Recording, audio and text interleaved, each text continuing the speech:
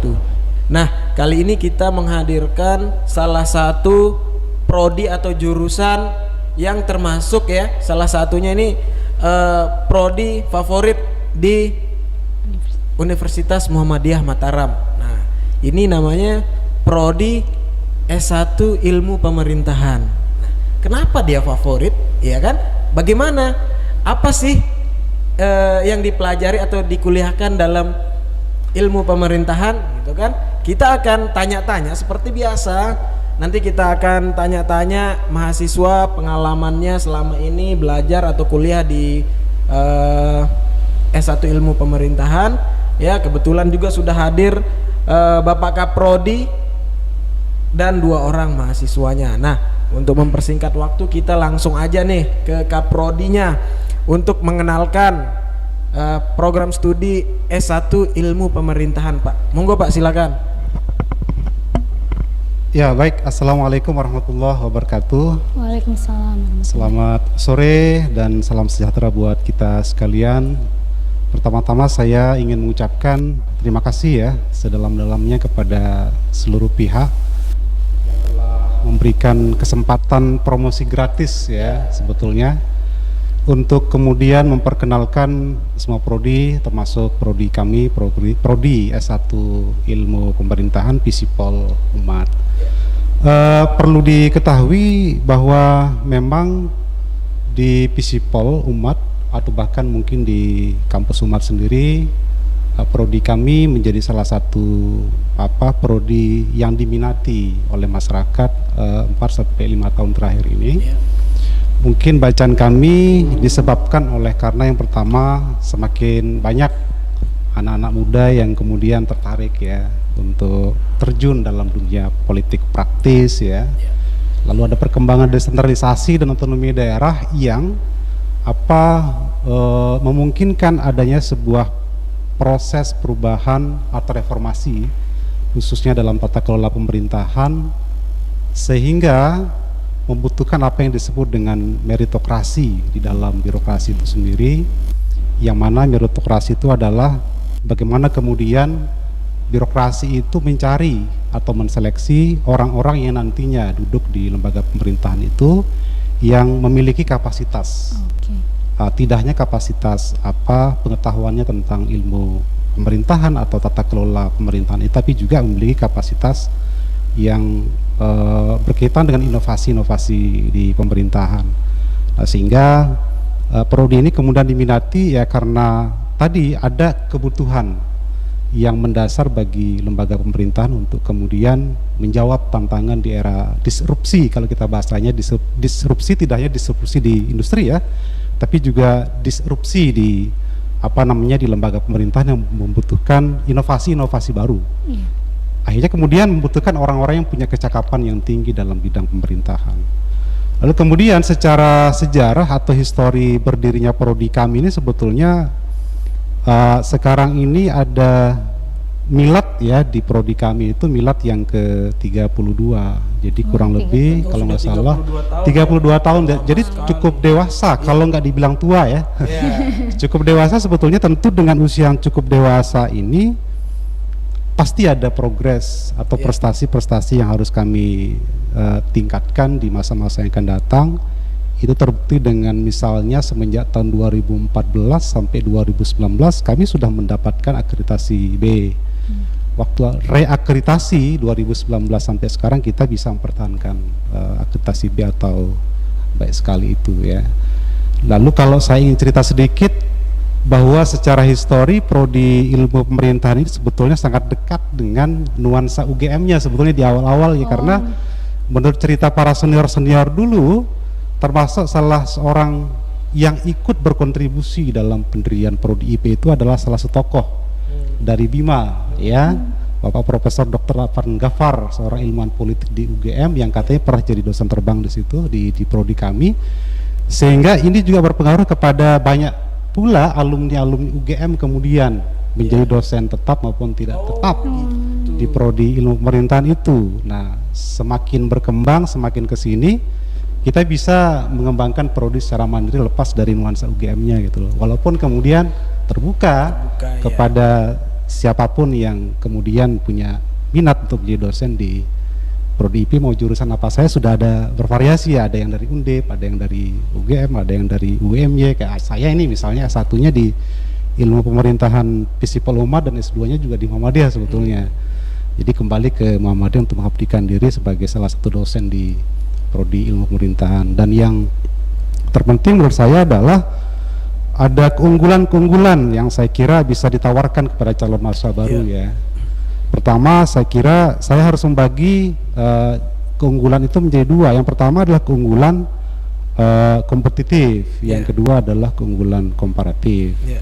Keunggulan kompetitif itu adalah bahwa distribusi alumni-alumni IP itu sudah menyebar di seluruh para alumni ya. Para alumni-alumni itu sudah tersebar di seantero Nusa Tenggara Barat yang duduk di lembaga pemerintahan maupun di non pemerintahan. Kalau di pemerintahannya itu ada di tentu di ASN ya, di ASN menjadi camat, lurah, menjadi kepala dinas, kemudian ada yang ada di komisi-komisi negara yang ada di level daerah, misalnya KPU, di Bawaslu, di seluruh KPU Bawaslu se-NTB agak sangat gampang sekali kita menemukan alumni-alumni program studi IP yang berkontribusi di dalam membangun sistem politik kita sampai hari ini. Berarti terakhir yang saya katakan, menurut tracer studi kami, ini kan kita ingin bercerita yang baik-baik ya. Ingin bercerita bahwa tracer studi kami itu kalau berdasarkan tracer studi 2014 sampai 2019 itu masa tunggu lulusan kami itu 5 sampai 6 bulan. Hanya 5 sampai 6 bulan ya? Awalnya pada reakreditasi 2019 sampai sekarang itu masa tunggu alumni kita itu 1,5 sampai 3 bulan. Jadi hanya 1,5 sampai 3 bulan saja menganggur. Menganggur ya setelah wisuda itu ya? Bekerja ya? Baik di lembaga pemerintah maupun di lembaga-lembaga non pemerintah. Berarti yang dipelajari di IP ini atau ilmu pemerintahan kita singkat IP gitu ya. Di IP ini apa Pak? Sehingga mungkin tadi seperti dibilang tuh alumninya bekerja mungkin di komisi-komisi DPR seperti itu ya, lembaga-lembaga pemerintahan. Nah, lebih spesifik yang dipelajari di IP itu apa sih Pak? Sebelum saya memberikan ilustrasi mengenai bagaimana bangunan kurikulum yang kami kembangkan di Prodi Ilmu Pemerintahan itu, kami kan punya profil lulusan ya. Saya kira semua prodi juga punya profil lulusan sama seperti prodi-prodi yang lain yang sudah menyampaikan di tempat yang berbahagia ini, bahwa profil lulusan program studi ilmu pemerintahan itu yang pertama adalah sebagai birokrat profesional. Tidak hanya birokrat tapi dia harus profesional. Yang kedua adalah legislator yang profesional. Yang memahami seluk-beluk kelegislasian, legal drafting, memahami fungsi-fungsi DPR dan sebagainya. Kemudian yang ketiga itu adalah sebagai peneliti. Tentu juga sama dengan akademisi ya. Lalu yang tidak kalah menariknya adalah sebagai komunikator politik tentu ya. Politikus. Komunikator politik. Komunikator politik. Komunikator politik itu adalah misalnya kalau sedang musim pemilu atau pilkada, dia bisa melakukan komunikasi politik dengan baik untuk mengajak orang-orang agar memilih dia sebagai calon anggota dewan misalnya. Atau berarti berarti di dalam IP itu ada pendidikannya, ada kuliahnya Pak ya, khusus komunikasi pemerintahan itu ya. Ada komunikasi pemerintahan. Berarti jadi mungkin kebanyakan nih mungkin anggota-anggota mungkin yang cita-cita menjadi anggota DPR, komisi yang bekerja di ya instansi pemerintahan lah ibaratnya gitu. Berarti masuk IP ya Pak ya? Harusnya masuk IP. Iya dong. Nah, karena kan sekarang zamannya Pak, zamannya umur-umuran saya mungkin ya yang masih muda lah dibanding dengan yang senior gitu. Bahkan ada yang di bawah saya Pak itu sudah nyalek dia Pak. Betul. Nah, bagaimana melihat fenomena itu? Kita melihat begini kalau kajian kami di program studi IP, bahwa ada orang yang kemudian tidak belajar secara akademik. Lalu kemudian menjadi seorang praktisi atau politisi. Kita tahu misalnya gubernur kita TGB misalnya tidak pernah belajar di Visipol. Lalu kemudian sejarah membuktikan bahwa Soekarno juga bukan orang yang belajar secara akademik ya. Kemudian presiden kita hari ini Pak Jokowi tidak pernah belajar secara akademik. Itu artinya ada orang-orang yang menguasai politik sebagai seni, gitu kan? Sebagai seni. Jadi siapapun bisa asal dia punya keinginan, bakat, kemudian perjuangan yang keras untuk meraih jabatan-jabatan di legislatif maupun di eksekutif ya. Lalu prodi kami menawarkan kepada publik bahwa di samping kita memahami politik dan pemerintahan sebagai sini, kita juga harusnya mengimbangi itu dengan ilmu pemerintahan atau politik sebagai ilmu. Nah, kita menawarkan bahwa prodi IP ini belajar politik dan pemerintahan itu dengan menggunakan teori secara akademik, dan ini yang dibutuhkan dewasa ini pada lembaga-lembaga yang memang membutuhkan sebuah proses manajemen dan inovasi tata kelola pemerintahan. Jadi alangkah baiknya misalnya bahwa orang yang punya minat secara politik, secara naluriah misalnya untuk menjadi seorang anggota dewan, berkuliah di prodi IP, di samping dia memahami politik sebagai seni, dia juga bisa memahami politik sebagai mungkin singkatnya teori. Di balik tokoh-tokoh negara gitu ya, mungkin yang latar belakangnya bukan yang mempelajari ilmu pemerintahan secara langsung, mungkin ada orang-orang kan di belakang mereka kan yang sehingga bisa sampai menjadi tokoh yang terkenal gitu. Maka karena demikian kan tidak bisa kita bayangkan apa yang terjadi orang belajar ilmu politik pemerintahan secara akademik atau teoretik bisa dikalahkan dan orang yang tidak pernah belajar. Kita menawarkan ilmunya, kita menawarkan teorinya, kita menawarkan kaedah-kaedah teoretiknya, sehingga orang yang kemudian siap secara ilmu, dia sudah punya bekal untuk terjun ke dalam dunia politik dan pemerintahan. Kan jadi agak balance di situ ya. Itulah yang kami tawarkan sebetulnya. Nah itu ya spesialnya ilmu pemerintahan itu memang arahnya jelas ya, kalian bisa menjadi seorang politik ya, seorang ahli politik mungkin atau komunikator politik tadi disebutkan, tapi yang profesional gitu ya. Kalau mungkin kalian tidak bisa menjadi anggota dewan, tapi kalian bisa menjadi orang-orang di balik layar, para tokoh-tokoh yang memang tokoh-tokoh negara yang memang berjasa buat negara gitu ya. Nah Pak, mungkin sekarang kita menjurus lebih spesifik ke dalam perkuliahan di IP gitu ya. Mungkin Mbak Rita silakan, mungkin mahasiswanya ditanya bagaimana perkuliahan di Nah, IP secara penasaran spesifik banget ya kita ngomongin ilmu pemerintah. Kan biasanya kalau orang dari luar atau awam itu kan ngelihat ilmu pemerintahan ini kayak kaku gitu loh, kayaknya serius semua nih gitu loh. Nah gimana tuh keseharian perkuliahan dari ilmu pemerintahan sendiri dari teman-teman? Namanya siapa Mbak? Nama saya Farida Ulfani. Farida dan Miknya ya, dinyalain dulu ya. Biasa disapa Fani sih. Fani dan Muhammad Ahmad Ansari, biasa dipanggil Arif. Arif, iya. Bagaimana perkuliahan setiap harinya itu seperti apa sih?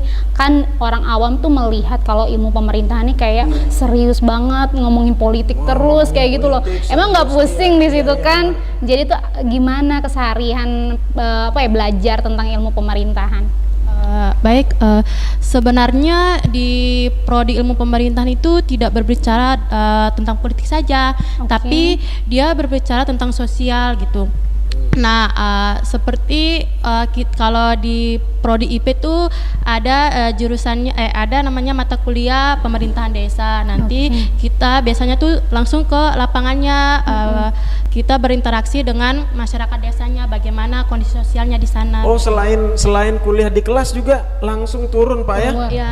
Silakan langsung turun ke lapangan, itu mata kuliah pemerintahan daerah juga kita langsung ke lapangan. Nah kadang kita juga praktek ke instansinya itu semester 6. Semester 6 itu ada namanya magang. Nah jadi teori-teori yang kita dapatkan di kelas itu nanti bisa kita praktekkan ke instansinya. Jadi maksudnya itu kita udah ada dasarnya gitu, tinggal bagaimana cara kita mempraktekkan ke instansi-instansi tersebut. Saat bekerja ya? Iya. Mungkin Arif, silakan Arif. Karena kita juga di dalam ilmu pemerintahan itu pembahasan yang kami terima adalah pembahasan yang memang diutamakan untuk bisa memberikan inovasi ke depannya terhadap birokrasi. Birokrasi ya. Yang dimana kan orientasi daripada ilmu pemerintahan adalah menjadi seperti yang dikatakan Kaprodi tadi, menjadi komunikator politik ataupun menjadi politisi sendiri. Yang dimana dengan pembelajaran yang kami dapatkan di ilmu pemerintahan itu benar-benar mengupayakan setiap mahasiswanya itu untuk masuk ataupun terjun langsung ke politik praktis tersebut, yang dimana bisa dikatakan setiap kepala daerah yang mencalonkan diri adalah basicnya dari orang-orang ilmu pemerintahan, walaupun ada dari jurusan-jurusan yang lain juga, tapi fokusnya kami di ilmu pemerintahan adalah bagaimana memberikan dampak besar terhadap birokrasi agar bisa memberikan pemahaman terhadap masyarakat luas, bagaimana untuk merubah kondisi sosial masyarakat sebagai politisi ataupun komunikator politik. Begitu ya. Saya wow. Ternyata memang sudah mantep kayaknya kemampuannya ini Pak. Mahasiswanya semester berapa sih? Semester 8 sekarang. Oh, semester 8. 8. Pantes. Sedang menyusun skripsi, pantas sudah ilmu politiknya sudah ini sekali, sudah mantap lah. Nah, Pak tadi seperti dikatakan ada kegiatan di luar kuliah gitu, Pak. Selain magang tadi kan kalau magang kan semester 6 ya. Semester 6. Nah, selain magang, Pak, di semester 1 sampai 5 itu seberapa sering sih atau kegiatan-kegiatan apa aja yang dilakukan di luar kelas gitu? Iya, silakan. Ya, baik. Tadi kan disebut magang ya. Kalau di kami sebetulnya bisa sama mananya dengan praktikum pemerintahan ya. Nah, menariknya kalau prodi ilmu pemerintahan ini sebetulnya mau ditempatkan magang di mana saja bisa sebetulnya. Mau dilempar ke desa, mau dilempar ke partai politik, mau dilempar ke birokrasi, mau ditaruh di kantor camat, di dinas pertanian, bahkan misalnya nggak ada korelasi langsung dengan pemerintahan itu bisa, karena dia memahami aspek-aspek tentang pelayanan sektor publik. Jadi bukan soal dia kemudian dia menjabat di tempat tertentu lalu sesuai dengan ekspektasinya dia sebagai seorang kepala dinas misalnya, tapi kan lebih kepada pemahamannya terhadap manajemen pelayanan publiknya. Lalu kemudian yang menarik juga di program studi ilmu pemerintahan ini adalah bahwa selain kemudian dia bisa magang di mana saja gitu ya. Jadi ruang lingkup praktikumnya itu sangat luas. Jadi luas, ya? semesta dinamika politik ini labnya sebetulnya. Jadi kalau dibayangkan lab ilmu pemerintahan itu di mana? Ya ada labnya secara institusi ada strukturnya, ada kepala labnya, ada aktivitasnya. Tapi sesungguhnya secara substansi dan filosofis, labnya ilmu politik dan pemerintahan itu kan di masyarakat. Iya. Ada pemilu, ada konflik, ada partai politik, ada kantor desa, ada macam-macam isu-isu yang terjadi di masyarakat itu. Ketika dia dianalisis, kemudian diberikan problem solving atas masalah-masalah itu itulah lab politiknya gitu. Jadi sangat luas sekali. Berarti sehari-harinya mereka mahasiswa nih selama kuliah gitu berarti pembahasannya tentang politik ya? Pembahasan ya tidak melulu soal politik, kan politik luas sekali, ada sosiologi politik, seperti pemerintahan, ada tata kelola pemerintahan, ada etika pemerintahan. Bener ya? Apa aja sih kalau ngobrol sama temen misalnya, karena kan yang dipelajari kan ya menjurus seperti itu ya Pak ya. Nah, pasti kan pola pikirnya tuh pasti mengarah ke sana, otomatis terbentuk ke bidang politik lah ibaratnya gitu ya, walaupun secara umum, secara luas. Kira-kira apa aja sih yang diobrolin kalau sesama mahasiswa gitu selama kuliah gitu?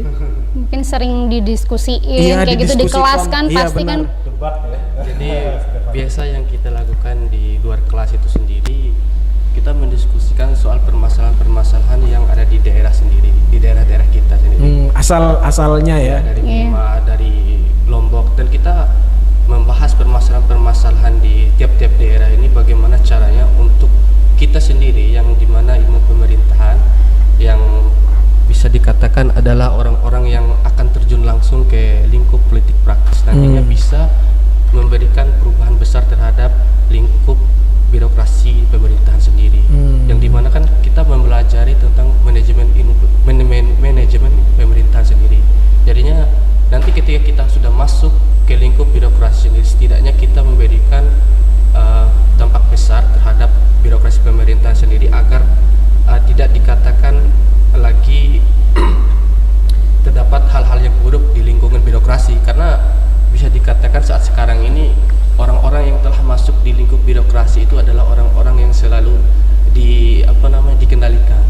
Jadinya seperti yang dikatakan oleh Kaprodi tadi, kami yang sedang belajar Ya, sebagai mahasiswa ya. mahasiswa ilmu pemerintahan harus bisa profesional, yang dimana kita didik ataupun digembleng dari semester Dari 5. pertama, dari semester 1 lah. Dari semester Agar 1. bisa Nah, profesional. ini Pak kan ini ya juga mungkin untuk siapa namanya Fani. tadi? Fani. Kan Pak kalau Visipol tuh kan terkenal mahasiswa yang suka demo, Pak. Nah, bagaimana ini Tanggapan kalian dari berdua? teman-teman. Iya, pernah demo atau gimana atau apa sih? Gimana pengalamannya? Fani mungkin ya. Baik, kalau pandangan saya untuk mahasiswa yang demo itu, karena di Visipol itu identik dengan mahasiswa yang kritis gitu, apalagi ilmu pemerintahan.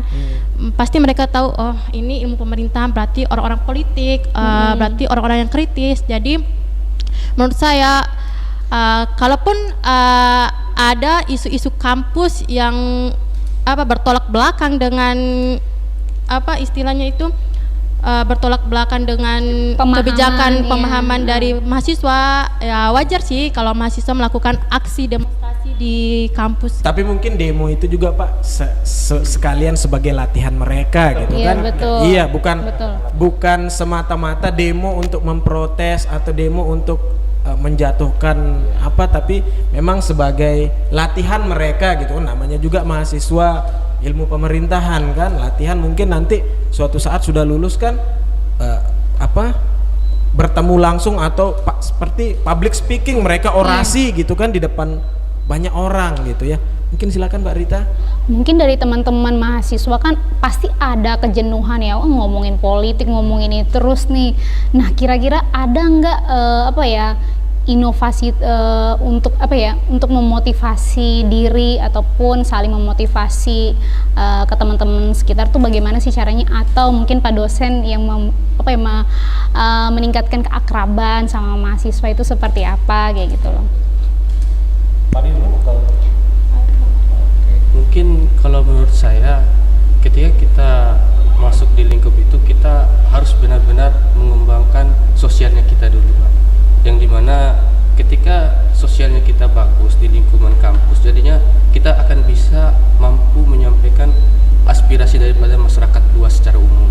Yang dimana bisa kita lihat pada saat sekarang ini, ketika ada kebijakan-kebijakan yang dikeluarkan oleh pemerintah daerah, misalkan kebijakan itu mungkin menurut kami sebagai mahasiswa itu memberikan dampak besar ataupun dampak buruk terhadap masyarakat. Makanya kami itu harus turut sebagai komunikator politik, yang dimana mungkin bisa dikatakan sebagai penyalur aspirasi daripada masyarakat yang tidak cakap untuk berbicara tentang permasalahan-permasalahan seperti itu. Fani mungkin. Baik, mungkin pandangan saya sama kayak Kak Arif. Jadi kami sebagai mahasiswa itu kalau untuk sebagai komunikator politik, kami harus memberikan bagaimana caranya, istilahnya itu teori-teori yang kami dapatkan itu kami menjelaskan kepada masyarakat. Jadi kami tuh membawa teori yang dasar nanti dipraktikkan ke masyarakat. Tapi asik nggak sih overall gitu? Asik nggak sih kalian belajar di ilmu pemerintahan gitu? Maksudnya enjoy nggak sih maksudnya gitu? Enjoy aja ya? Biasa aja, karena Suka mungkin. kita membicarakan hal-hal yang memang kondisi substansial terhadap masyarakat. Karena kita pembahasan di luar kampus ataupun di eksternal kampus itu, internal kampus, kami tetap membahas tentang permasalahan-permasalahan yang baik di kampus maupun di luar kampus itu sendiri. Jadi setiap pembicaraan yang kami lakukan di internal kampus maupun di luar kampus tetap mengarah kepada sosial masyarakat, kondisi ekonomi dan lain-lain. Tapi Pak Kaprodi, kemarin kan saya lihat nih di Visipol tuh kayaknya banyak juga acara hiburan-hiburan, musik-musik, lalu ada bazar-bazar dari mahasiswa-mahasiswa Visipol, terutama mungkin ilmu pemerintahan gitu ya. Nah, itu kegiatan apa itu? Karena kan selain mereka memang kuliahnya ya memang dituntut untuk paham tentang kondisi sosial masyarakat, politik gitu ya, tapi juga kan mahasiswa tetap difasilitasi atau diberi kegiatan memang yang ibaratnya ya untuk menghibur lah gitu, senang-senang lah ibaratnya. Jadi kesannya kan hari-hari bicara pemerintahan gitu, Iya. hari-hari bicara politik sebetulnya keliru ya. Iya. Mereka ini orang-orang yang kemudian sebetulnya bisa mengimbangi ya, Iya. kapan harus berdebat, bicara tentang politik, Iya. bicara tentang kebijakan, bicara tentang pemerintahan. Ada kalanya mereka juga jenuh ya untuk day to day seperti bahasa saya tadi itu bicara hal-hal yang serius ya. Iya. Maka untuk itu Prodi punya inisiatif sebetulnya untuk mengembangkan kegiatan-kegiatan di luar non akademik, misalnya kan HMPSIP ya, kalau kami kan himpunan mahasiswa kan HMPSIP. Iya. Di situ kan ada ruang di mana mereka bisa menyalurkan potensi dan bakat hobi-hobi yang dia atau miliki, iya, termasuk hobi-hobi bakat-bakat. tadi Iya. itu. Di anak-anak ilmu pemerintahan ini kan yang hobi musik juga banyak gitu. Iya. Yang hobi seni, Olahraga, melukis, seni. olahraga juga bahkan baru berapa hari yang lalu kami mengadakan miladnya, bahkan banyak Mahasiswa olahraganya dari- daripada iya. acara debat politiknya gitu Iya. kan. Itu Mahasiswa artinya- mahasiswa FISIP malah ini mainnya ya sampai Iya. semifinal itu. Betul. Iya. Itu menandakan bahwa tidak hanya tentang terlalu politik. betul bahwa di sana itu hari-hari bicara politik Iya. terus. Iya. Ada momen-momen atau ada wahana-wahana yang kami berikan untuk kegiatan-kegiatan non akademik itu untuk mengembangkan tadi bakat, minat, bahkan mungkin dunia tulis menulis ya, karena tadi bicara soal komunikator pemerintahan atau komunikator politik itu kan mesti ada himpunan-himpunan mahasiswa yang kemudian mengakomodir bakat itu di situ. Iya, betul. Jadi apa yang kemudian dipikirkan secara teoretik bisa dituangkan dalam minat bakat yang diwahanai Iya. atau Difasilitasi difasilitasi lah. oleh Iya. kegiatan-kegiatan yang sifatnya non akademik. Iya, tapi tetap ya sama aja seperti yang lain, memang ya tetap ada kegiatan apa ya bahasanya ya ekstrakurikuler mungkin ya, Ekstrakurikuler. mungkin dengan UKM unit kegiatan mahasiswa seperti seni, olahraga, apalagi mungkin yang lain Pak ya. Tetap ada mahasiswa Visipol tetap aktif di bidang itu selain memang aktif di bidang perkuliahan kan. Iya. Jadi tidak melulu bicara tentang politik yang memang mungkin kalau kita bahas politik itu kan tidak habis-habis Pak ya. Iya. Oke, mungkin silakan Mbak Rita, mungkin kesempatan. Iya. Oh iya, buat teman-teman mahasiswa tuh tantangan terbesar ketika menjadi mahasiswa ilmu pemerintahan tuh seperti apa sih? Menghafal teori Menghafal undang-undang teori. mungkin. Mungkin sebenarnya tidak ada kesulitan ya. Wow. Karena pembahasannya itu kan adalah teori-teori yang benar-benar kita harus paham agar nanti kita bisa menjelaskan teori-teori tersebut ataupun masuk ke lingkup masyarakat untuk menjelaskan bagaimana permasalahan-permasalahan sosial yang terjadi. Jadi, Mungkin ya pas minatnya kali ya, sesuai minat ya minat betul. masing-masing. Kalau Susi, Fanny. Fanny, sorry. Kalau tantangannya itu mungkin lebih ke pas kemarin ya, pas masa pandemi, pas kuliah online. kuliah Ya, online. soalnya kemarin saya dapatnya online. 1 semester kan, selesai magang masih ada lagi mata kuliah itu 1 semester. Iya. Nah, apalagi di daerah kita, di daerah terpencil itu kan susah jaringannya. Mungkin lebih ke situ sih tantangan kalau untuk masa-masa kuliahnya. Kalau yang secara mata kuliah akademik paham lah ya, Ya. aman ya, aman. Kita Oke. lebih menghafal teori-teorinya sih kalau di di perkuliahan gitu. Oke.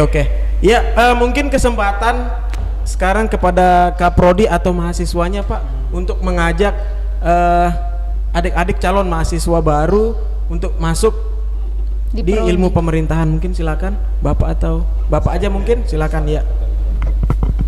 Ya baik, dalam kesempatan yang baik ini saya mengajak kepada semua masyarakat, khususnya ya calon mahasiswa baru yang ada di NTB maupun di level nasional, bahwa ketika saudara-saudara, adik-adik saya yang baru tamat, yang mau tamat SMA atau yang sudah bekerja Ya.